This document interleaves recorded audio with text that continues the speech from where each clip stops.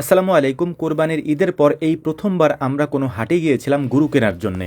এখন যেহেতু গরুর খামার মোটামুটি ফাঁকা, তাই আমরা আগেভাগেই প্ল্যান করেছিলাম এবছর প্রথমবারের মতো আমরা কিনে গরু পালন করব এবং মোটা তাজা করব।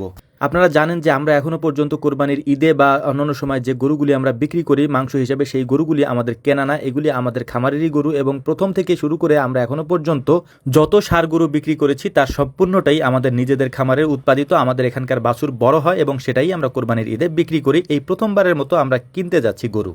তো সকাল সকাল রওনা দিয়ে আমরা প্রায় 4.5 ঘন্টা জার্নি করে তারপর চলে এসেছি খুলনা জেলার পাইকগাছা উপজেলার চাঁদখালি হাটে। এই জায়গায় মূলত আমাদের আসার অন্যতম একটা কারণ হচ্ছে এখান থেকে আমরা দেশি গরুগুলি কিনবো, একেবারে খাঁটি পিওর দেশি যে গরুগুলি পাওয়া যায় সেগুলিই কিনবো। এ কারণেই আমরা এত দূর পর্যন্ত এসেছি।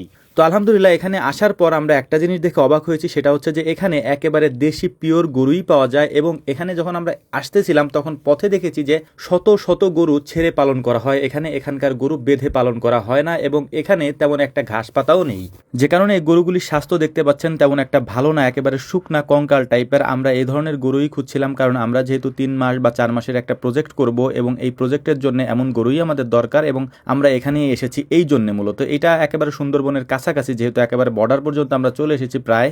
এখানকার আশেপাশের তেমন কোনো ফসলি জমি আমরা দেখিনি। এখানে সব মাছের ঘের আছে এবং ছোট ছোট পুকুর আছে রাস্তার পাশ দিয়ে, একেবারে যতদূর চোখ যায় ততদূর পর্যন্ত। আর এখন যেটা দেখতে পাচ্ছেন এটা হচ্ছে কপোতক্ষ নদ। এই কপোতক্ষ নদের পাশেই মূলত এই হাটটা।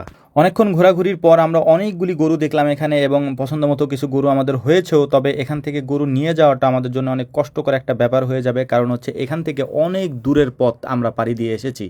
তাই কয়েকজন ভাইয়ের সাথে আমরা কথা বলেছি, ওনারা মূলত হচ্ছে যে এই গরুগুলি আমাদের এলাকা পর্যন্ত বা আমাদের খামার পর্যন্ত পৌঁছে দিবেন। এই ব্যাপারে আমরা ফাইনাল কথা ওনাদের সাথে বলে গিয়েছি এবং ইনশাআল্লাহ ওনারা সেটা করবেন।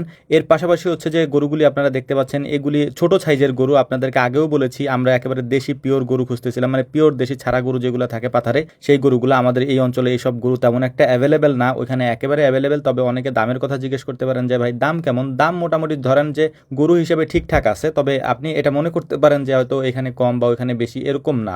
গরু হিসাবে ঠিক আছে, তবে একটা বিষয় হচ্ছে যে এখানে অ্যাভেলেবেল গরু পাওয়া যায়। আপনি যদি 10টা চান 10টা পাবেন, 50টা চাইলে 50টাই পাবেন, এরকম পাওয়া যায়। এ কারণেই মূলত আমাদের এত দূর আসা। তো আমাদের জন্য দোয়া করবেন, আল্লাহ তাআলা যেন আমাদেরকে বারাকা দান করেন। আসসালামু আলাইকুম রহমতুল্লাহ।